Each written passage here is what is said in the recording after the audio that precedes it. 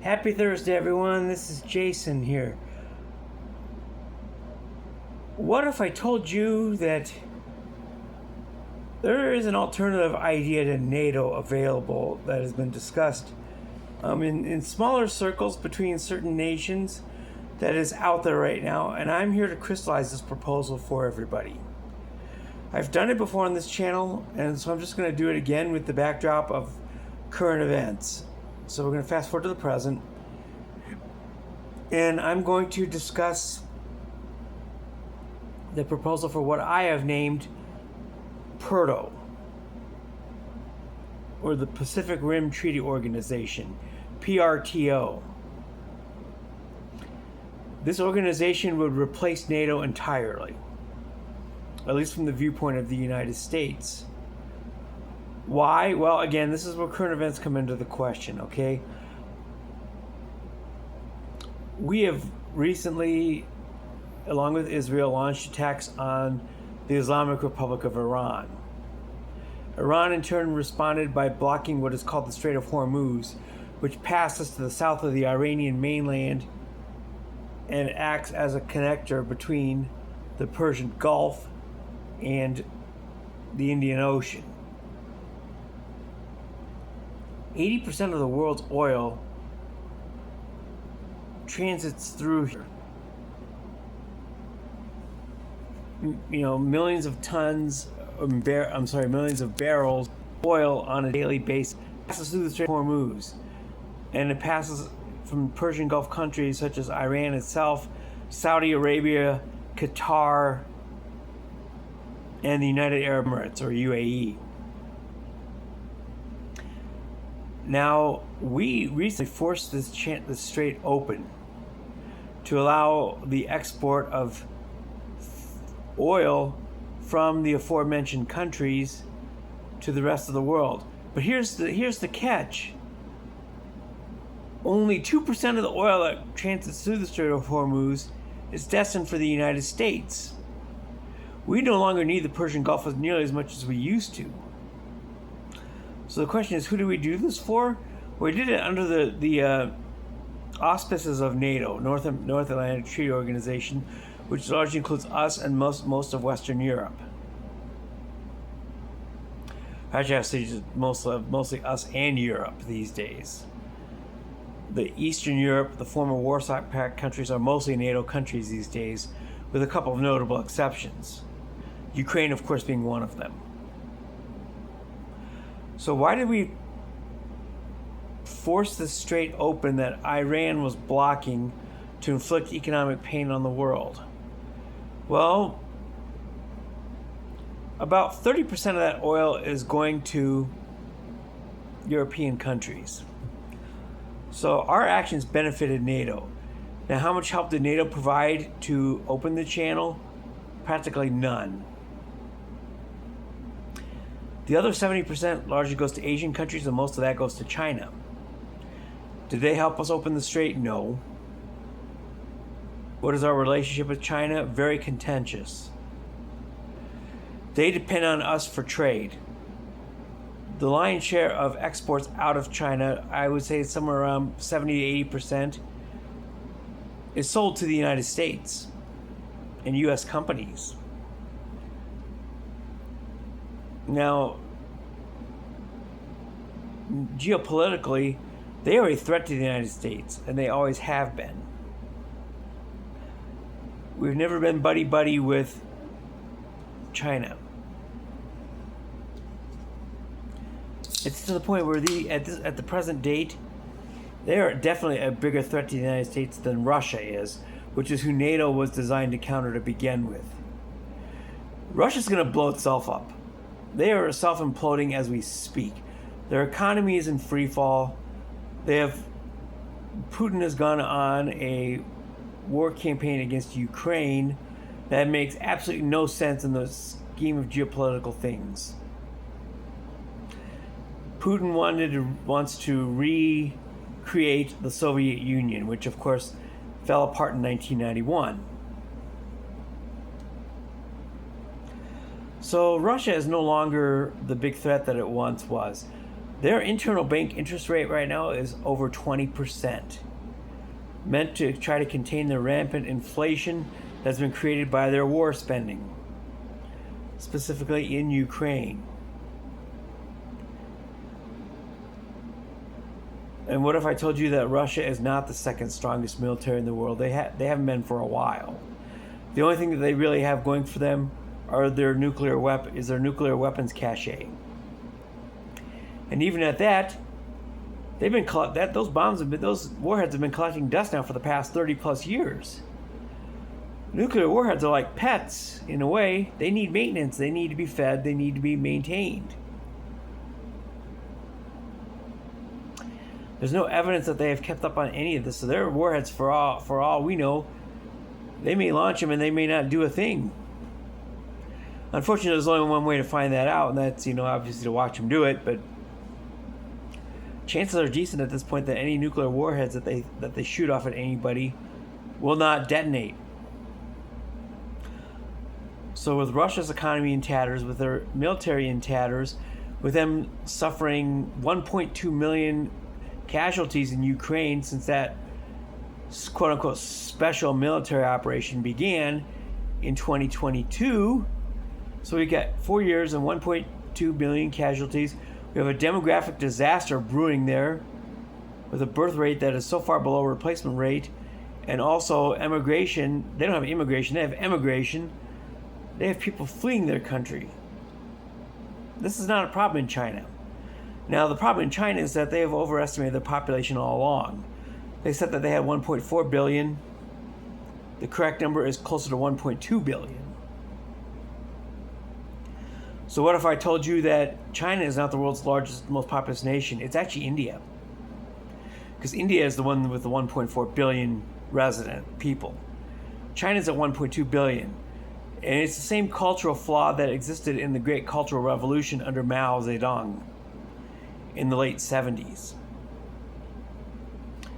The reason why China starved and people died of mass starvation in that period is that the government rewarded higher production numbers. And so more resources went to provinces and to districts that reported higher production numbers agriculturally. Well, of course, this gave people motivation to lie like crazy. And so when the numbers came in, the supplies and the food storage did not match. This same thing is repeated today in terms of population. Again, in China, just like America actually, the higher the population report, the more resources and political power you get. Again, under Xi Jinping, they have had motivation to also lie about it. And so there's about 200 million people who only exist on spreadsheets. And they're spreadsheet children.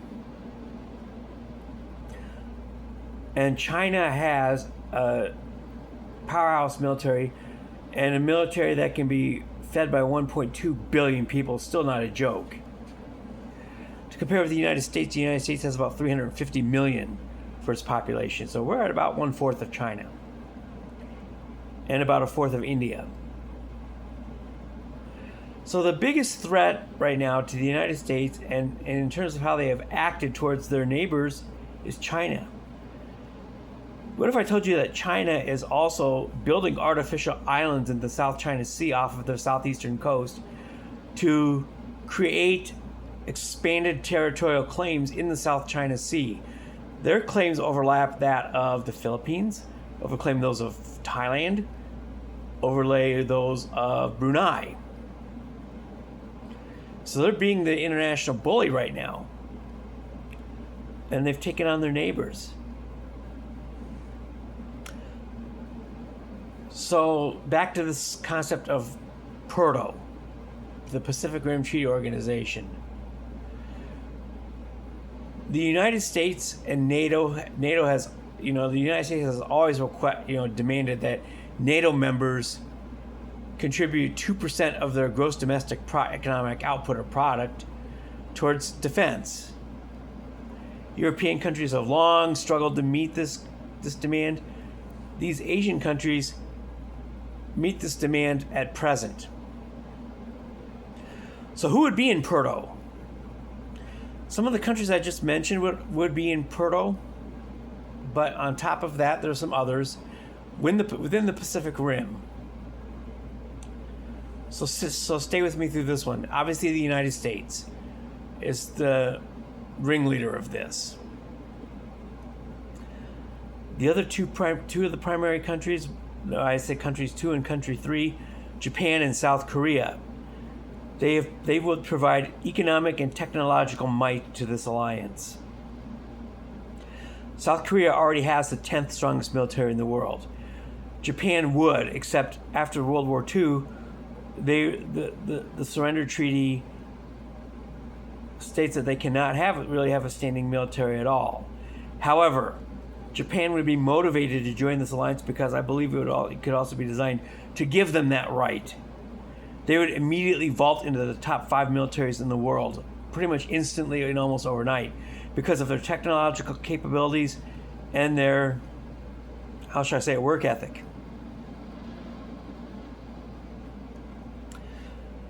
So Japan, South Korea, home of technological titans such as Samsung, such as Daewoo, such as Hyundai. Big, powerful companies that have shaped the world over.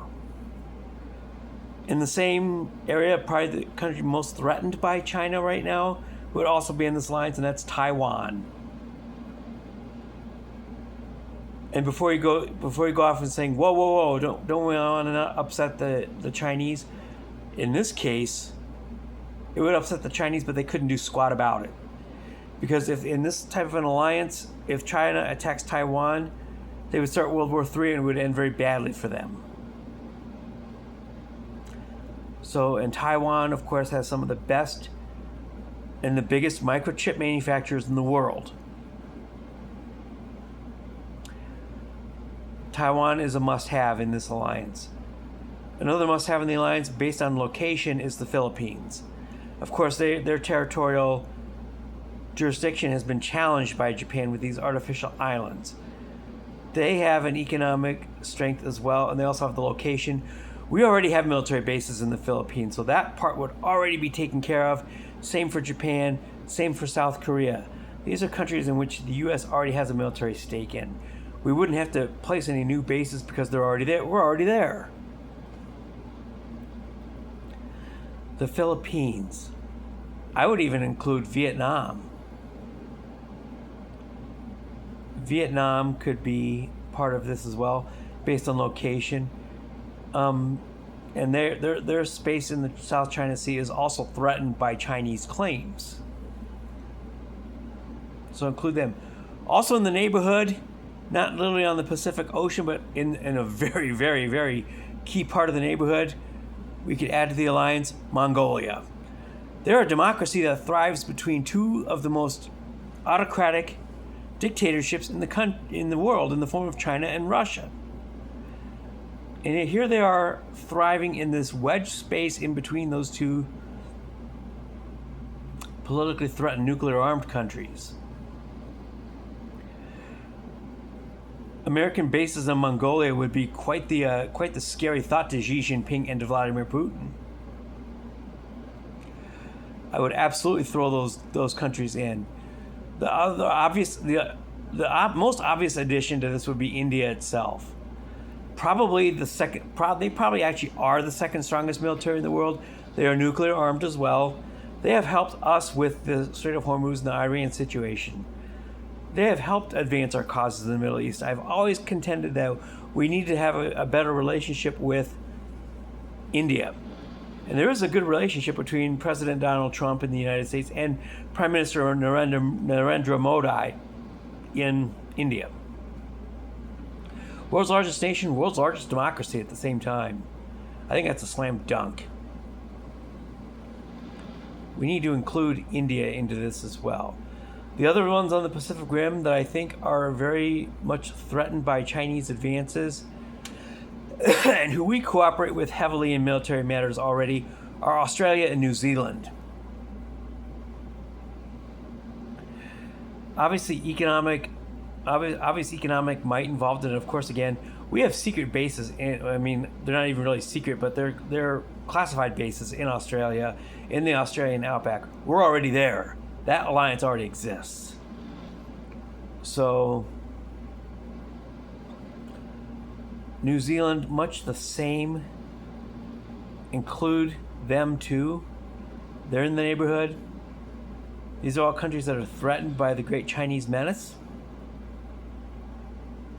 So there is largely your alliance right there. Those are the primary countries. You can probably add a few additional fringe ones in this alliance.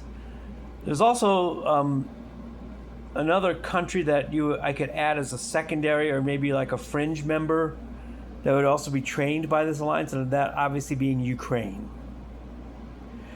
Now, would they have much to contribute? At this point, no, because they're busy fending off Russia. But China's not a friend of theirs either. And China depends on Ukrainian instability in order to be able to continue to feed Russia and leech off of them. Ukraine also has the #1 drone warfare game and inventory in the world at present. Hasn't always been the case, wasn't the case when this whole war started. But as they say, necessity is the mother of invention, and boy, if they milk that to the hilt. This is a country that is capable of striking St. Petersburg, Russia, thousands of kilometers to their north, with drones and attack drones and missile drones. They have attacked storage units deep into the Russian Federation. They have technology and ingenuity to contribute that they have already offered to our Persian Gulf friends in Saudi Arabia and the UAE, as they have been attacked endlessly by Iran by missiles. What Ukraine has mastered is that they have mastered the art of building $500 drones that can take down $3 million missiles. Talk about a return on investment that's insanely huge. They have mastered this to an art. They've taken this and developed it into a science and an extreme art form. Don't think the United States couldn't use that? Heck yeah, we could. Another peripheral member that could contribute but doesn't really need anybody's help. Of course, they're united with us on the whole Iran thing, and that's Israel. Do they need to be defended by anybody? No. Would they be necessarily be in an Article 5 type of clause? Probably not. Israel doesn't need a whole lot of help from anybody. They are probably the third most powerful military in the world at present. They can take care of themselves, but just fine. But we could use their technology support, and also use them to help kind of police the neighborhood, if you will. So, kind of a secondary member, not part of any Article 5 situation.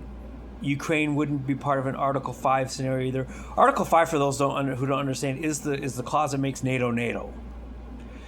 It says that an attack on one is an attack on all.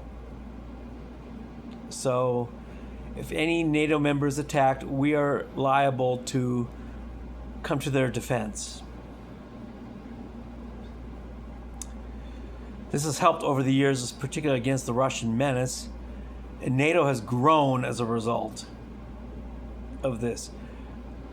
We have Russia right now walled in as part of a NATO lake, but I think NATO has outlived its usefulness, because I don't think Russia is as much of a threat as they used to be. And most of the members of NATO, as I have mentioned at the start of this video, are not interested in carrying their own weight as far as contributions. The countries I mentioned in a PRTO scenario already do. We already have bases in most of these countries. They already contribute more than 2% of their gross domestic product towards defense. In the case of the South Koreans, it's probably closer to 10%. Periphery members, such as non-Article 5 members, such as Ukraine or Israel, would be they're well over 30% on their defense for obvious reasons. The Article 5 members clear that 2% threshold handily at this point. I think the only one that really doesn't is Japan, and that's because they're not allowed to. But unleash them in this type of an alliance and allow them to build their own military again, it would probably be built, I would say, in a matter of months, not even years. It would probably just take months, with help and training of the other PRTO members. And I'm sure that Japan would cheerfully and gladly accept that help. And they would be happy to contribute as well, because they already do. We already have military bases in Japan. As a matter of fact, I was born on one. In a naval base in Yokohama, Japan is my birthplace. I have a Department of State birth certificate, by the way, which is what I jokingly call the John McCain birth certificate. Former Senator John McCain, of course, was also born on a military installation. In his case, in the Panama Canal, he has a Department of State birth certificate, the same one that I have. A State Department birth certificate grants American citizenship immediately. The 14th Amendment applies similar to a Department of State birth certificate owner as it does to somebody physically born on the American mainland. So there it is. What if I told you about an alternative to NATO that could be created? PRTO, the Pacific Rim Treaty Organization. This was a fun one today. If there's any other countries that you can think that we could add to this, please feel free to share them in the comments below. Feel free to subscribe. I'm probably going to go through more geopolitical stuff, and I usually go through World War II stuff. I do cover some gender-based, relationship and dating-based content here, because this channel was initially called End This Epidemic, and it's about men not putting women on pedestals. My upcoming book is about that, and this channel will put some more focus on that once that book is finished, which is called Stop Simping and Start Winning. So if these are all interesting subjects to you, I'm going to be bouncing back and forth between them from time to time. Feel free to smash the subscribe button as soon as you can, and I'll be back with you as often as possible. Right now it's daily. I've talked about employer relationships and employer treatment of employees lately here as well. That's what's given me the time to put towards this channel. It's the fact that I was unfairly terminated by my employer. So there's also previous videos, if you look back on the channel, about performance improvement plans, or PIPs. And also things about, I'm going to probably go through a series of videos about my book. In each chapter, I have 8 chapters right now, and there's going to be a short brief on each chapter as well. The book right now has about 30 pages of manuscript written. It's not going to be a long book. It's going to be a fairly short one. I'm probably going to get to about 50 pages and call it good. And in print version, it's 50 pages in Word document. It's probably going to be closer to 75 once it comes out into a small format hard copy. If you have any tips that you can share with me on publishing a book, I certainly would appreciate those in the comments as well. So anyway, PRTO, the Pacific Rim Treaty Organization, I believe it's a win-win. So you guys, we'll see you tomorrow, of course. Peace out, homies, and happy Thursday.